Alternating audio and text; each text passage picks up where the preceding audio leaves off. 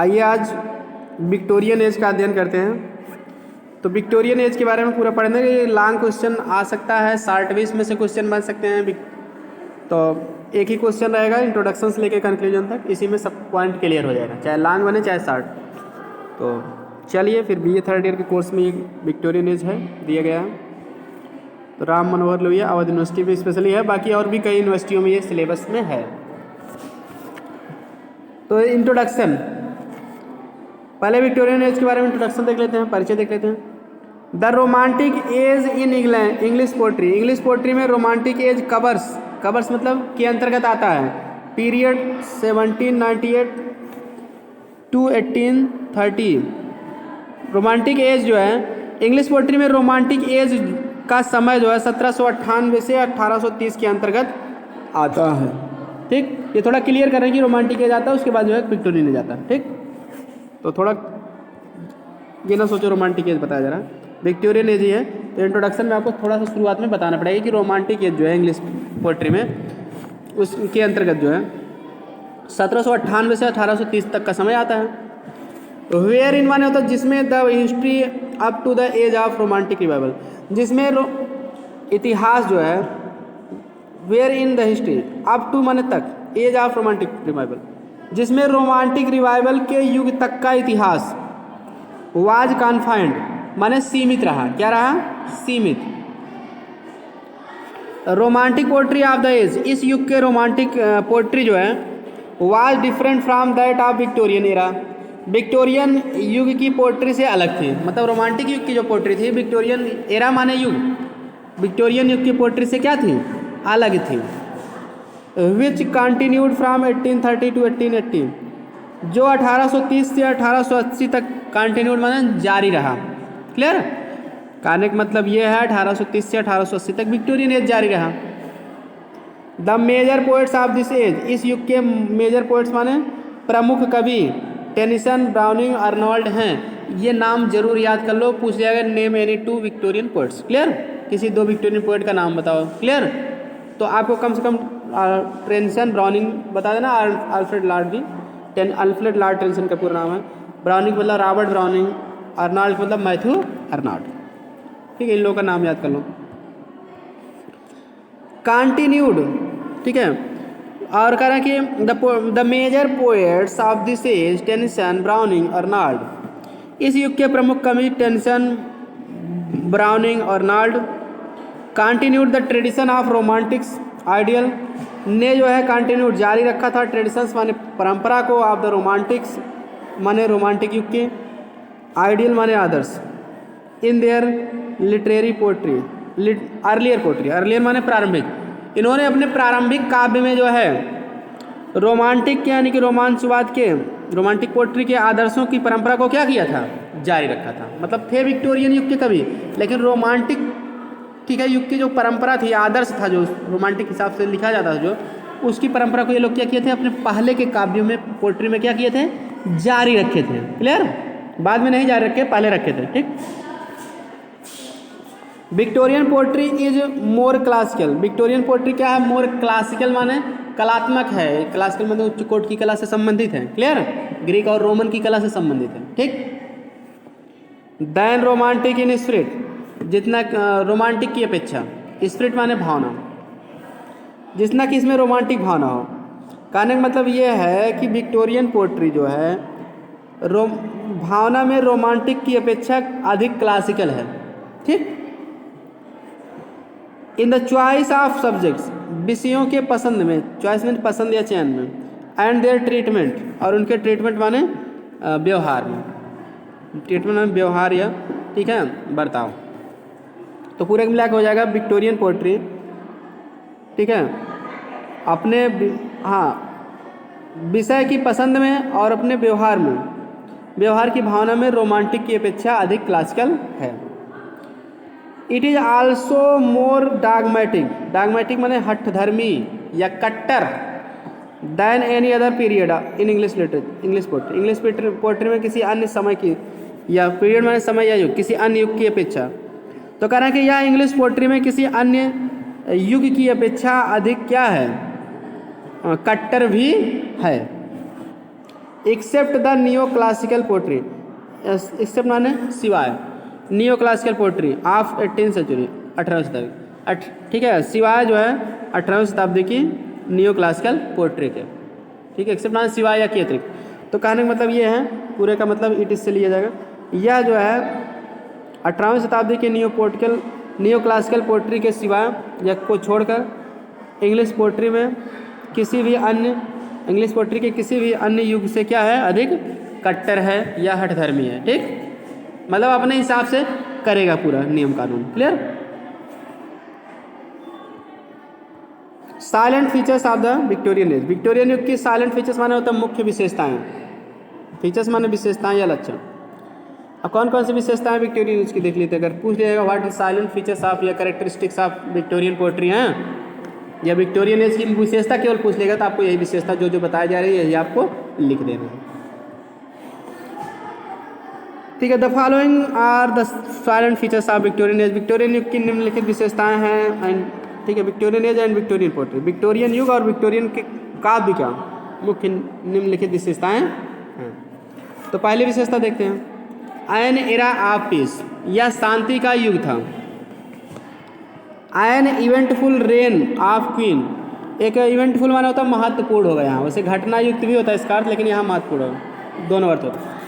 Eventful reign of queen, रानी का महत्वपूर्ण शासन, क्वीन विक्टोरिया माने रानी विक्टोरिया, रानी विक्टोरिया का महत्वपूर्ण शासन was a period of uninterrupted peace, was था ए पीरियड, एक समय, ऑफ अनइंटरप्टेड माने होता है बाधा रहित, पीस माने शांति।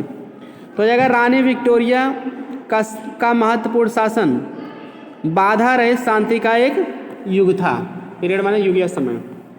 द फ्यू कॉलोनियल वार्स, कुछ कॉलोनियल माने होता है, कॉलोनियल माने होता है उपनिवेशी, वार्स माने युद्ध, that broke out during this period, जो इस पीरियड के समय ब्रोक आउट माने शुरू हुए थे, छिड़े थे, क्लियर, छिड़ जाना या शुरू होना। हैड लिटिल एडवर्स इफेक्ट, उसका लिटिल माने बहुत कम, बहुत थोड़ा सा, ना के बराबर, ठीक, उसका बहुत कम ही एडवर्स इफेक्ट माने होता है हानिकर प्रभाव, एडवर्स माने प्रतिकूल का हो या हानिकर, उसका बहुत कम ही प्रतिकूल प्रभाव पड़ा ऑन द नेशनल लाइफ, समाज, राष्ट्रीय जीवन पर, उसका राष्ट्रीय जीवन पर बहुत कम ही प्रतिकूल प्रभाव पड़ा, प्रतिकूल या हानिकर प्रभाव पड़ा। द क्रीमिया वार, नाम है क्रीमिया, ठीक है, क्रीमिया स्थान का नाम है। द क्रीमिया वार ने नो डाउट माने निसंदेह रूप से, डायरेक्टली अफेक्टेड माने प्रत्यक्ष रूप से प्रभावित किया ब्रिटेन को, क्रीमिया वार ने निसंदेह रूप से ब्रिटेन को प्रत्यक्ष रूप से क्या किया, प्रभावित किया। But the scars of this war, लेकिन इस युद्ध का स्कार्स माने घाव, वर सून हेल्प्ड अप, शीघ्र ही ठीक होने में सहायता मिल गई, क्लियर, लेकिन इस युद्ध के घाव को ठीक होने में शीघ्र ही सहायता मिल गई। फिर उसके बाद अगली हेडिंग है मटेरियल एडवांसमेंट माने भौतिक उन्नति, एंड मैकेनिकल प्रोग्रेस, और यांत्रिक उन्नति, भौतिक उन्नति और यांत्रिक उन्नति। द विक्टोरियन एज, विक्टोरियन युग was the age of material advancement, भौतिक उन्नति का युग था, विक्टोरियन युग भौतिक उन्नति का युग था, एंड इंडस्ट्रियल प्रोग्रेस, और औद्योगिक उन्नति का युग था। तो the Victorian age was the age of material advancement and industrial progress, Victorian युग भौतिक उन्नति और औद्योगिक उन्नति का युग था, मतलब भौतिक रूप से भी उन्नति हुआ, औद्योगिक मतलब उद्योग धंधे जो व्यापार वगैरह ये सब भी, इनका भी विकास हुआ, क्लियर। द इंडस्ट्रियल रिवोल्यूशन माने औद्योगिक क्रांति, ट्रांसफॉर्म माने बदल दिया, औद्योगिक क्रांति ने बदल दिया द अग्रेरियन इकोनॉमी, अग्रेरियन माने होता है कृषि संबंधी, इकोनॉमी अर्थव्यवस्था को, ऑफ इंग्लैंड की इनटू एन इंडस्ट्रियल इकोनॉमी, एक औद्योगिक अर्थव्यवस्था में। तो हो जाएगा औद्योगिक क्रांति ने इंग्लैंड की कृषि संबंधी अर्थव्यवस्था को एक उद्योग संबंधी अर्थव्यवस्था में बदल दिया, ठीक है, जो औद्योगिक क्रांति हुई थी तो इसीलिए उस समय कृषि संबंधी जो अर्थव्यवस्था थी तो वो औद्योगिक अर्थव्यवस्था में बदल गई। तो औद्योगिक क्रांति का मतलब ही है क्या, उस समय औद्योगिक अर्थव्यवस्था का इंक्रीजमेंट हुआ, क्लियर। इसीलिए उसको औद्योगिक क्रांति कहा जाता है। द फैक्ट्रीज कैसे विकास हुआ कर रहे हैं कि फैक्ट्रीज वर इस्टेब्लिश्ड, फैक्ट्रियाँ स्थापित कर दी गई। क्लियर? ऑल ओवर इंग्लैंड, पूरे इंग्लैंड में फैक्ट्रियाँ स्थापित कर दी गई। एंड मैकेनिकल प्रोग्रेस, और यांत्रिक उन्नति हुई। मैकेनिकल माने यांत्रिक, यंत्र जो बनाए गए। बीकेम परसेप्टिबल, परसेप्टिबल मतलब स्पष्ट दिखाई पड़ना। क्लियर? स्पष्ट हो गए। क्लियर? और यांत्रिक उन्नति स्पष्ट हो गई। परसेप्टिबल माने स्पष्ट रूप से दिखाई पड़ जाना। क्लियर? तो वही स्पष्ट हो गए। In all branches of production, production माने उत्पादन, उत्पादन की सभी शाखाओं में, और उत्पादन की सभी शाखाओं में यांत्रिक उन्नति जो है स्पष्ट रूप से दिख गई, स्पष्ट हो गई, यानी स्पष्ट रूप से दिखाई देने लगी। क्लियर? अगला हेडिंग है हमारी an age of social unrest and ferment. An age माने एक युग, ऑफ सोशल अनरेस्ट माने सामाजिक अशांति का, एंड फर्मेंट माने उत्तेजना का। सामाजिक अशांति और उत्तेजना का एक युग हो जाएगा। Social unrest was, social unrest माने सामाजिक अशांति, वाज थी द ग्रेट डिस्टिंग्विशिंग, अत्यधिक डिस्टिंग्विशिंग माने फर्क बताने वाला, फीचर्स माने लक्षण, ऑफ द विक्टोरियन एरा माने विक्टोरियन युग की। तो सामाजिक अशांति विक्टोरियन युग की अत्यधिक फर्क बताने वाला लक्षण बन गया था।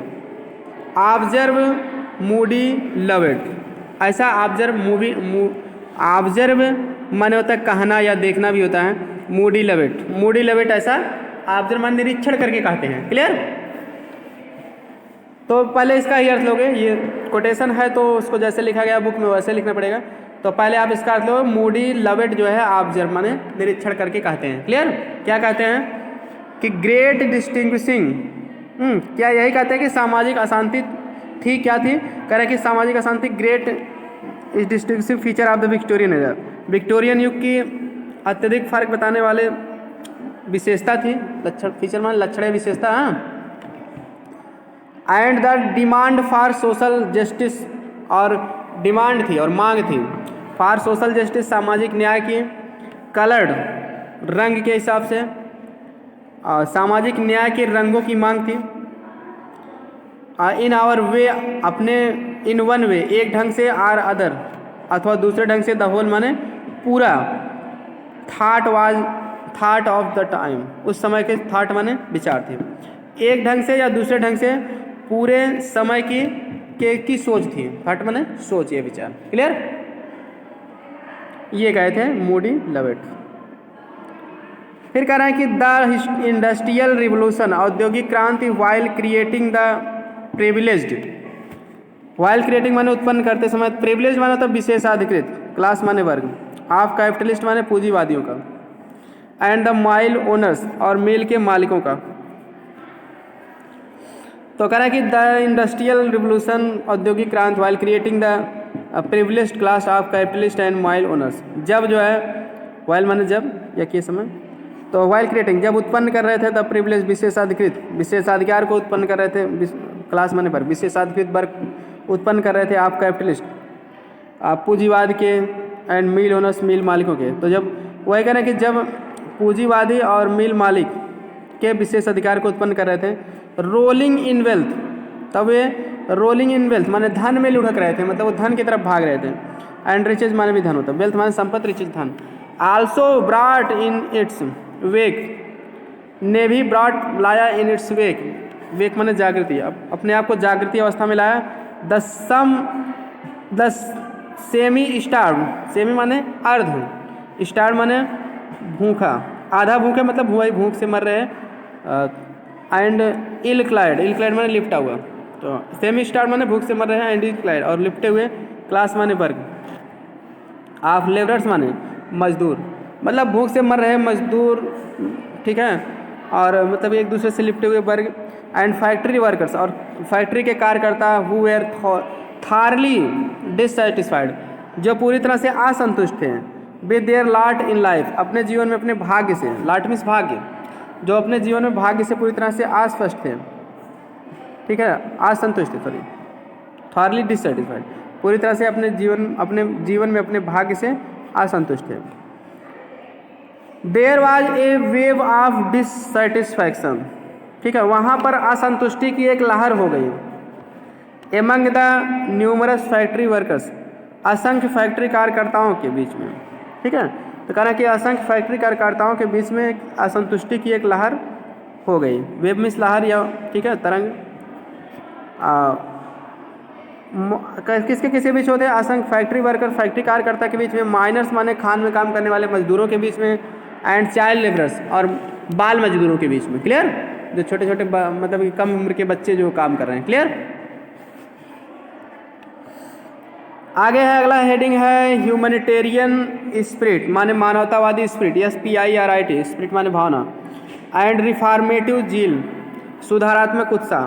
कह रहे हैं कि मानवतावादी भावना और सुधारात्मक उत्साह भी था, ठीक है, इस जो है युग की विशेषता में, विक्टोरियन युग की विशेषता में। अगली विशेषता है, ठीक है, ह्यूमैनिटेरियन स्पिरिट एंड रिफॉर्मेटिव जील, मानवतावादी भावना, स्पिरिट माने भावना, आत्मा दोनों होता है, यहाँ भावना हो जाएगा, और सुधारात्मक उत्साह। देखते हैं द वोफुल माने दुखपूर्ण, एंड डिप्लोरेबल माने दयनीय या सोचनीय, ठीक है, कंडीशंस माने परिस्थितियाँ ऑफ लेबरर्स मजदूरों की, माइनस माने खान में काम करने वाले मजदूर, खनिकों की जैसे कह सकते हो। डेप्टर्स माने होता है देनदार, जो पैसा को दे। प्रिजनर्स माने कैदी, तो हो जाएगा मजदूरों, ठीक है, खनिकों, देनदारों यानी ऋणी लोगों की, कैदियों को, प्रिजनर्स की, कैदियों की दयनीय दशा, ठीक है, दुखपूर्ण और दयनीय दशा, ठीक है। तो कह रहे हैं कि मजदूरों, खनिकों, ऋणियों यानी कर्जदारों और कैदियों की दुखपूर्ण और दयनीय दशा, and all the down trodden underdogs, और सभी डाउन ट्रोडन माने पद दलित मतलब जिसके साथ जो है अन्याय हुआ राजनीतिक और आर्थिक रूप से, ठीक है, दबे कुचले लोग, ठीक, और पद दलित, अंडरडॉग्स माने शोषित वर्ग के व्यक्ति, ऑफ सोसाइटी समाज के, और समाज के पद दलित शोषित वर्ग के व्यक्ति। Produced a zeal for reform, ने जो है प्रोड्यूस्ड उत्पन्न किए, जील माने जस्ट है, सॉरी जस्ट माने भी उत्साह होता, रिफॉर्म माने सुधार के लिए उत्साह उत्पन्न किए। एमंग द सोशल रिफॉर्मर्स, समाज सुधारकों के बीच में, as well as literary artist, और साहित्यिक कलाकारों के बीच में। तो हो जाएगा समाज सुधारकों और साहित्यिक कलाकारों में जो है सुधार के उत्साह को समाज में क्या किए? उत्पन्न किए। नो वेयर, कहीं नहीं, डू वी फाइंड, हम पा सकते हैं, सो मच, इतना अधिक, ऑफ ह्यूमैनिटेरियन, ठीक है, अपसर्ज, मानवतावादी लहर, अपसर्ज मान लहर, वेव भी कर सकते हैं इसको। हम कह रहे हैं कि मानवतावादी लहर, ठीक है, इतना अधिक कहीं नहीं पा सकते हैं। एंड रिफॉर्मेटिव जील, और क्या नहीं पा सकते? रिफॉर्मेटिव माने सुधारात्मक, जील माने उत्साह। कह रहा है कि हम मानवतावादी लहर और सुधारात्मक उत्साह इतना अधिक कहीं नहीं पा सकते हैं। As we come across during the age, जितना कि हमें इस युग के दौरान कम अक्रॉस माने मिलना, अचानक मिलना। क्लियर? चलिए अगली हेडिंग देखते हैं, age of democracy and educational expansion, प्रजातंत्र और शैक्षिक विस्तार का युग, ठीक है, प्रजातंत्र और शैक्षिक विस्तार का युग। ये सब हेडिंग आप समझ रहे होगे, इसकी थियरी जानते रहोगे तो बना के आपको लिख सकते हो, कोई ज़रूरी नहीं है कि सब नहीं रटे हो तो नहीं लिख पाओगे, ठीक। मेन पॉइंट देख लो, बाकी बना के आप, हेडिंग सही रहेगा, बना के उसके अंतर्गत लिख सकते हो। तो प्रजातंत्र और शैक्षिक विस्तार का युग, तो इसके अंतर्गत देखते हैं the growing importance of mass, growing माने बढ़ता हुआ इंपॉर्टेंस, महत्व, ऑफ मास माने जनसमूह, मासेज माने जनसमूह, and the large number of factory, और विशाल संख्या में फैक्ट्रियाँ, फैक्ट्री हैंड्स, ठीक है। तो मतलब कहना है, मतलब जन समूह का, ठीक है, बढ़ता हुआ महत्व, and the large number of factory hands, और फैक्ट्री के हाथों का बढ़ता हुआ महत्व। हाथों का मतलब फैक्ट्री में काम करने वाले मजदूर जो होते हैं, हैंड्स का मतलब, क्लियर। और विशाल संख्या में फैक्ट्री के बढ़ते हुए, ठीक है, बढ़ते हुए मजदूरों की विशाल संख्या। ब्राट रिफॉर्म बिल्स, ब्राट माने ले आए, रिफॉर्म बिल्स माने तो विधेयक, बिल्स, रिफॉर्म माने सुधार के लिए विधेयक ले आए, क्लियर। बिल मतलब विधेयक। रिफॉर्म माने सुधार, सुधार के लिए विधेयक ले आए। Introducing the age of democracy in Victorian life, introducing माना जो प्रस्तुत किया, द एज माने युग, ऑफ डेमोक्रेसी प्रजातंत्र का, इन विक्टोरियन लाइफ विक्टोरियन के जीवन में, जो विक्टोरियन के जीवन में प्रजातंत्र के युग को इंट्रोड्यूस किया, मतलब उत्पन्न किया। There was study advance of democratic ideals, वहाँ पर स्टडी मान निरंतर, एडवांस माने प्रगति हुई, ऑफ डेमोक्रेटिक आइडियल्स प्रजातांत्रिक आदर्श, वहाँ पर प्रजातांत्रिक आदर्शों की लगातार प्रगति हुई। एजुकेशनल एक्सपेंशन, शैक्षिक विस्तार हुआ। Was registered by the passing of education act, वह शिक्षा के अधिनियम के द्वारा पारित करके, रजिस्टर्ड माने प्रमाणित हुआ। बाय जिसके द्वारा एजुकेशन टू लिमिटेड एक्सटेंट, शिक्षा जो है लिमिटेड एक्सटेंट माने सीमित हद तक, बीकेम कंपल्सरी, आवश्यक हो गई। ठीक, अगली हेडिंग है हमारी इंटेलेक्चुअल एंड साइंटिफिक एडवांस, मतलब बौद्धिक और वैज्ञानिक उन्नति भी हुई इस युग में। क्लियर, कि देखते हैं कैसे हुई, इसके अंतर्गत क्या लिखना आपको। कह रहा है कि देयर वाज एन अनप्रेसिडेंटेड, वहाँ पर एक अभूतपूर्व इंटेलेक्चुअल, बौद्धिक एंड साइंटिफिक, वैज्ञानिक एडवांसमेंट वन उन्नत हुई during the Victorian age, Victorian युग के दौरान। तो कह रहा है कि विक्टोरियन युग के दौरान एक अभूतपूर्व, अनप्रेसिडेंट में अभूतपूर्व यानी कि नया, जो पहले कभी ना हुआ, ठीक ना, एक अभूतपूर्व यानी कि नया बौद्धिक और वैज्ञानिक उन्नति हुई। ठीक है, तो कह रहे हैं विक्टोरियन युग के दौरान एक अभूतपूर्व बौद्धिक और वैज्ञानिक उन्नति हुई। The literary product was considerable affected, साहित्यिक उत्पाद जो है काफ़ी प्रभावित हुआ। बाय न्यू आइडियाज, नए विचारों के द्वारा, इन साइंस, विज्ञान के क्षेत्र में, रिलीजन धर्म के क्षेत्र में, एंड पॉलिटिक्स और राजनीति के क्षेत्र में। It was a period of great intellectual, यह पीरियड था, समय था, ग्रेट माने अत्यधिक, इंटेलेक्चुअल माने बौद्धिक, ईस्टर माने उत्तेजना, बौद्धिक उत्तेजना का युग था। काज्ड बाय साइंटिफिक रिसर्च, जो वैज्ञानिक शोध के द्वारा हुआ था, वैज्ञानिक शोध के कारण हुआ था। क्लियर, कहने का मतलब यह वैज्ञानिक शोध के कारण हुए अत्यधिक बौद्धिक उत्तेजना का पीरियड था, समय था। रिलीजियस टेंडेंसी देख लेते हैं, ये भी इसकी विशेषता, धार्मिक विचारधारा है। टेंडेंसी माने विचारधारा या प्रवृत्तियाँ। The progress of scientific ideas, वैज्ञानिक विचारों की उन्नति, ब्राट अबाउट ए चेंज, ने चारों ओर एक परिवर्तन लाया। ब्राट अबाउट मतलब चारों ओर लाया, चेंज परिवर्तन। इन द रिलीजियस था माने धार्मिक विचारधारा में, आप पीपुल लोगों की, आप द इस युग के। तो हो जाएगा वैज्ञानिक विचारों ने इस युग के लोगों की धार्मिक विचारों में चारों ओर एक जो है वैज्ञानिक परिवर्तन लाया।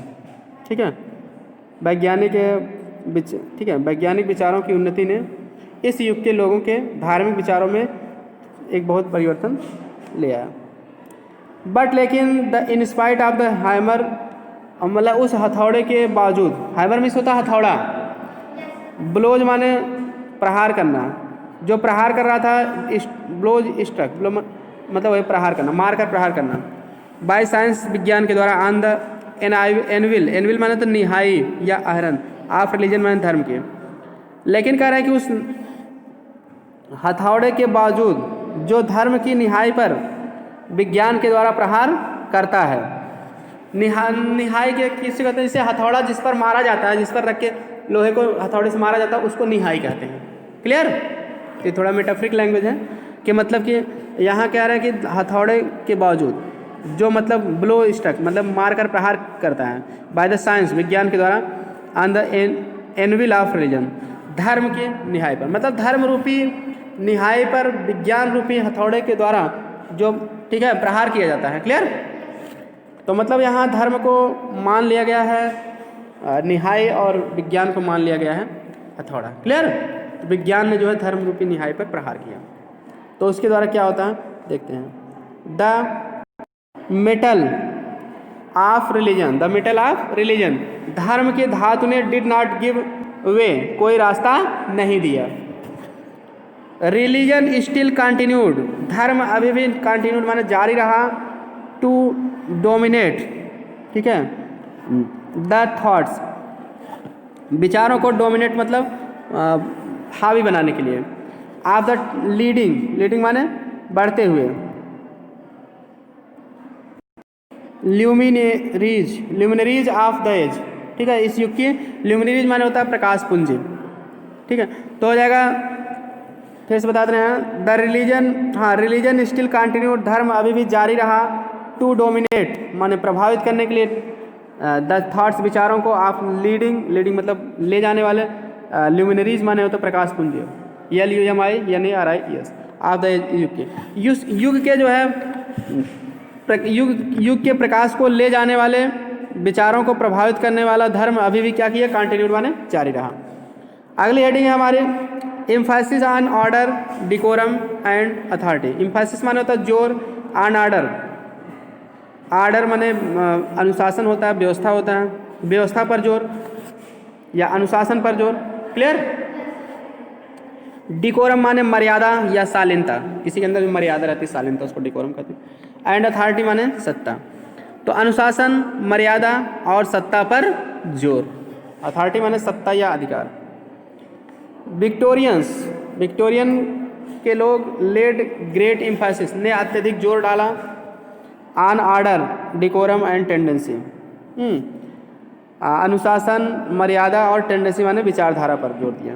टू टॉक ऑफ ड्यूटी, कर्तव्य, टॉक ऑफ ड्यूटी कर्तव्य की बात करना, ऑनर सम्मान की, the obligations of being a gentleman, सज्जन आदमी होने के कर्तव्यों की बात करना, ऑब्लिगेशन माने कर्तव्यों।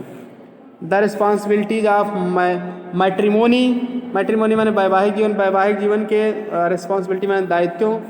एंड सेक्रेडनेस और पवित्रता, एंड आर रिलीजियस बिलीफ अथवा धार्मिक विश्वास, is to be Victorian, Victorian होना है।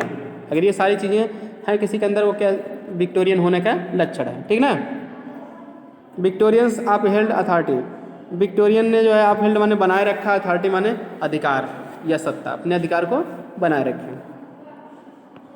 अब आइए देखते हैं विक्टोरियन कंप्रोमाइज़। तो कभी कभी आपको विक्टोरियन कंप्रोमाइज़ स्पेशल क्वेश्चन पूछ लिया था, जैसे छोटे क्वेश्चन पूछ लेंगे, ठीक है। डिस्क्राइब अबाउट विक्टोरियन कंप्रोमाइज़ या what is Victorian compromise, clear. 2 number में भी पूछा जा सकता है, 10 नंबर में भी पूछा जा सकता है, क्लियर। 10 नंबर, 8 नंबर में, क्लियर। मतलब 50 वर्ड और 200 वर्ड दोनों में पूछा जा सकता है। तो चलिए देखते हैं तो विक्टोरियन कंप्रोमाइज़ क्या है, विक्टोरियन समझौता क्या है। मोस्ट इंपॉर्टेंट क्वेश्चन है शार्ट के लिए, तो इसको जरूर आप देख लीजिएगा, क्लियर। चाहे कोई हेडिंग देखो या ना देखो, इसको जरूर देख लेना। तो द विक्टोरियन साठ, विक्टोरियन लोग साठ मतलब खोजते थे, एक कंप्रोमाइज माने एक समझौता। When they were faced with radical problem, जब वे फेस्ड माने सामना किए विथ रेडिकल प्रॉब्लम, माने रेडिकल माने होता है मूल प्रॉब्लम माने समस्या, मूल समस्या जिसको कहते हैं आमूल चूल समस्या, मतलब आमूल चूल परिवर्तन जो। तो यहाँ रेडिकल प्रॉब्लम मतलब मेन प्रॉब्लम, ठीक है, मुख्य समस्या, मूल समस्या। तो विक्टोरियन कह रहे हैं कि शॉर्ट कंप्रोमाइज माने शॉर्ट मतलब खोजते थे, तलाश करते थे, कंप्रोमाइज माने समझौता करने की, ठीक है। तो विक्टोरियन लोग जो है समझौता करना चाहते थे when they were faced with radical problem, जब वे मूल समस्या को सामना किए। दे वेयर नॉट विलिंग, वे इच्छुक नहीं थे, to be dominated by, dominate मतलब प्रभावित होना, बाय वन एक्सट्रीम व्यू, एक एक्सट्रीम माने किनारे के, व्यू माने विचार, पॉइंट माने बिंदु, विचार बिंदु। तो कह रहा है कि they were not willing to dominated by one extreme view point, वे एक ही जो है किनारे के विचार बिंदु के द्वारा प्रभावित होने के इच्छुक नहीं थे। And in regard to of confusing issues, and in regard to मतलब के बारे में, ऑफ कन्फ्यूजिंग इश्यू माने कन्फ्यूजिंग माने भ्रमित करने वाले, इश्यू माने मुद्दा, और भ्रमित करने वाले मुद्दे के मामले के बारे में दे स्ट्रक आउट मतलब टूट पड़े, ए प्लीजिंग कंप्रोमाइज खुश करने वाले समझौते की तरफ वो टूट पड़े। Victorian compromise was particularly perceptible, PERCEPTIBLE, विशेष रूप से विक्टोरियन कंप्रोमाइज विशेष रूप से परसेप्टिबल हो गया, मतलब स्पष्ट हो गया, दिखाई देने लगा। इन 3 ब्रांचेज ऑफ लाइफ, जीवन की 3 शाखाओं में स्पष्ट रूप से दिखाई पड़ने लगा। In the field of political life, पहला राजनीतिक जीवन के क्षेत्र में। There was a compromise between democracy and aristocracy, प्रजातंत्र और एरिस्टोक्रेसी माने अभिजात वर्ग के बीच में समझौता हुआ। द प्रोग्रेसिव आइडियल्स माने उन्नतिशील विचार, वर रिकाउंसिल्ड का तालमेल हुआ विथ कंजर्वेटिव लीनिंग्स माने रूढ़िवादी झुकाव से हुआ, लीनिंग्स माने झुकाव या प्रवृत्ति। For an established order of society, एक इस्टेब्लिश स्थापित ऑर्डर ऑफ सोसाइटी, समाज की व्यवस्था, ठीक है, एक समाज, एक स्थापित समाज की व्यवस्था के लिए रूढ़िवादी झुकाव के साथ ये कहना कि रिकाउंसिल हुआ, सहमत हुए थे। इन the field of religion and science, धर्म और विज्ञान के क्षेत्र में ए सैटिस्फैक्ट्री कंप्रोमाइज, एक संतोषजनक समझौता वाज एक्टेड, प्रभावित किया था। The advances made by new science, नए विज्ञान के द्वारा की गई एडवांस मतलब उन्नति, वर एक्सेप्टेड, स्वीकार की गई। But the claims of old religion, लेकिन पुराने धर्म के दावे वर नॉट इग्नोर्ड, को अनदेखा भी नहीं किया। इग्नोर्ड माने अनदेखा करना, मना करना। The Victorian took up A compromise, Victorian लोग एक समझौता अपना लिए। पोजीशन, स्थिति का, between faith of religion and doubt, धर्म और संदेह के बीच, विश्वास के बीच की स्थिति को, समझौता को अपना लिए। क्रिएटेड बाय साइंस, जो विज्ञान के द्वारा डाउट ये उत्पन्न हुआ था। क्लियर, धर्म में डाउट किसके द्वारा हुआ था? विज्ञान के द्वारा हुआ था। क्लियर, क्योंकि साइंस कहता धर्म नहीं है, और ठीक है, और धर्म कहता कि हाँ अब हमारा भी अपना महत्व है, ठीक ना, कि विज्ञान कुछ नहीं कर सकता है केवल। तो देखिए एक कोटेशन है यहाँ, there lives more faith in honest doubt, कह रहा है कि ईमानदारी से संदेह करने में अधिक विश्वास रहता है। Believe me than in half the creeds, मुझ में विश्वास करो, देन माने जितना कि इन हाफ द क्रीड्स, आधा धर्म में विश्वास करते। मतलब विज्ञान कहता, विज्ञान की यहाँ सोच बताया गया, विज्ञान के हिसाब से जो कहने वाले हैं उनकी क्या सोच है। तो वैज्ञानिक लोग कह रहे हैं कि विज्ञान कह रहा है कि there lives more faith in honest doubt, ईमानदारी से विश्वास करने में अधिक, ठीक है, ईमानदारी से संदेह करने में अधिक विश्वास रहता है। क्लियर, कि साइंस हर चीज़ पर डाउट करता है ना, कि धर्म पर डाउट करेगा, हाँ ऐसा है कि नहीं है। क्लियर, और फिर कहना कि बिलीव मी, मुझ में विश्वास करो, मतलब साइंस कहता है कि मुझ में विश्वास करो। देन माने जितना कि half in half the creeds, creeds माने धर्म या धार्मिक विश्वास, मतलब जितना धर्म में विश्वास करो उसका आधा तो मुझ में विश्वास करो, साइंस कहता है। तो the age of prose and novel, prose मतलब गद्य, नावल माने उपन्यास, गद्य और उपन्यास का युग था ये विक्टोरियन। चलिए देख लेते इसको, ठीक है। तो अगर विक्टोरियन कंप्रोमाइज आएगा तो 60 क्वेश्चन, तो जितना हेडिंग बताएगा वो वही उतना आपको लिख देना है। तो अब जो है ये लॉन्ग आएगा तब आपको पूरा लिखना है। The Victorian age is essentially the age of prose and novel, Victorian युग जो है आवश्यक रूप से मतलब प्रोज और नावल का युग था। द नावल, उपन्यास, इन दिस एज, इस युग में, फिल्स ए प्लेस, एक ऐसे स्थान को भरते हैं, which the drama filed the days of Elizabethan, जो मतलब ड्रामा ने एलिजाबेथन के दिनों में फाइल्ड भरा था या दर्ज किया था। एंड नेवर बिफोर, और पहले कभी नहीं, इन एनी एज, किसी युग में, आर लैंग्वेज अथवा भाषा में, has the novel appear, novel दिखाई पड़ा, इन सच नंबर्स, ऐसी संख्या में, एंड इन सच परफेक्शन, और ऐसी पूर्णता में। The novelist were more free, उपन्यासकार लोग इस युग में अधिक स्वतंत्र थे, बिकॉज क्योंकि their aims were more limited, क्योंकि उनके उद्देश्य अधिक सीमित थे। And allowed a pragmatic approach, और एक व्यवहारिक पद्धति को अनुमति देते थे। PRAGMATIC, तो प्राग्मेटिक माने प्रैक्टिकल, व्यवहारिक, अप्रोच माने पद्धति या उपागम, दूसरी हिंदी होती। अगला हेडिंग है, लास्ट हेडिंग है जो है अचीवमेंट ऑफ द एज, ये लास्ट है, इसके बाद कंक्लूजन आ जाएगा। With all it's immense production, इसके सभी अत्यधिक, इमेंस माने अत्यधिक या विशाल, प्रोडक्शन उत्पादन के साथ साथ, the age produced no supreme writer, युग ने कोई सर्वोच्च लेखक नहीं उत्पन्न किया, इतना इसका महत्व, लेकिन इस युग में कोई बहुत बड़ा लेखक नहीं उत्पन्न हुए तो, लेकिन बहुत बड़े नहीं। It revealed no Shakespeare, no Shelley, या कोई शेक्सपियर या शैली उत्पन्न नहीं किया, मतलब शेक्सपियर कितना जैसे महान, शैली कितना कोई लेखक नहीं हो पाया। ना ही इन इंटरनेशनल सेंस, अंतर्राष्ट्रीय सेंस में, मतलब जिसकी इंटरनेशनल ख्याति हो, ऐसा राइटर। क्लियर, नहीं हो पाया। ए वायरन आर स्कॉट, ना ही बायरन और स्कॉट जैसे मतलब कि राइटर हो पाए हैं। ठीक, तो शैली, शेक्सपियर, बायरन, स्कॉट जैसे अंतर्राष्ट्रीय ख्याति पाने वाले लेखक को विक्टोरियन एज उत्पन्न नहीं कर पाया। फिर कह रहा है कि द जनरल लिटरेरी लेवल, सामान्य रूप से साहित्यिक स्तर, वाज हाउएवर फिर भी था, वेरी हाई बहुत ऊंचा था, and it was an age और यह एक युग था, मोरभर माने इसके अतिरिक्त यह एक युग था ऑफ स्पेसियस माने विशाल, इंटेलेक्चुअल माने बौद्धिक, हारिजन माने क्षितिज, विशाल बौद्धिक क्षितिज का युग था, नोबल इंडिवर माने श्रेष्ठ प्रयत्न का युग था, एंड ब्राइट एस्पायरेशन, और ब्राइट माने होता है स्वर्णिम या चमकदार, एस्पायरेशन माने आकांक्षा, आकांक्षाओं का युग था। क्लियर। अब चलिए निष्कर्ष देख लेते हैं, कंक्लूजन देखते हैं। दस वी कैन से दैट, इस प्रकार हम कह सकते हैं कि the Victorian age is a glorious history of England, Victorian युग जो है इतिहास का एक शानदार, इंग्लैंड का एक शानदार इतिहास है। ठीक है, इस प्रकार हम कह सकते हैं कि विक्टोरियन युग का इंग्लैंड में एक शानदार इतिहास है। इट विटनेस माने साथ, देखना, इसने देखा एन अनप्रेसिडेंटेड प्रोग्रेस, अनप्रेसिडेंट अभूतपूर्व, प्रोग्रेस माने उन्नति, एक नई उन्नति, अभूतपूर्व को नई भी कहते हैं, उन्नति देखा, in all branches of life, जीवन के सभी शाखाओं में एक नई उन्नति देखा या अभूतपूर्व उन्नति देखा। It was an age of material progress, यह एक भौतिक उन्नति का युग था। पॉलिटिकल अवेकनिंग माने राजनीतिक जागरूकता का युग था। डेमोक्रेटिक रिफॉर्म, प्रजातांत्रिक सुधार का युग था। इंडस्ट्रियल प्रोग्रेस, औद्योगिक उन्नति का युग था। साइंटिफिक एडवांसमेंट, वैज्ञानिक उन्नति का युग था। सोशल अनरेस्ट, करेंगे सामाजिक अशांति का युग था। इंडस्ट्रियल एक्सपेंशन माने इंडस्ट्रियल माने शैक्षिक, एजुकेशनल एक्सपेंशन, शैक्षिक विस्तार का युग था। इम्पेरियलिज्म माने साम्राज्यवाद का युग था। आइडियलिज्म, आदर्शवाद का युग था। एंड ह्यूमैनिटेरियनिज्म, और ह्यूमैनिटेरियनिज्म माने होता मानवतावाद, डेवलप्ड माने विकसित हुई, एक ऐसा युग था। क्लियर।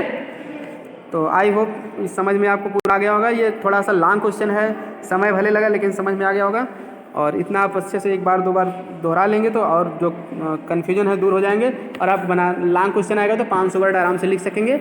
हाँ, ज़्यादा है तो आप उस अपने हिसाब से इसमें कठिन भी जो लगे आप कम याद करो, कोई दिक्कत नहीं है। ज़्यादा पढ़े रहोगे तो कम कर सकते हो। इसमें 60 क्वेश्चन आएंगे तो आपको उतना ही लिखना है। ठीक है, तो मेन आप इसको हेडिंग पूरा याद कर लो, इंट्रोडक्शन थोड़ा देख लो, हेडिंग याद कर लो, कंक्लूजन थोड़ा देख लो, बस।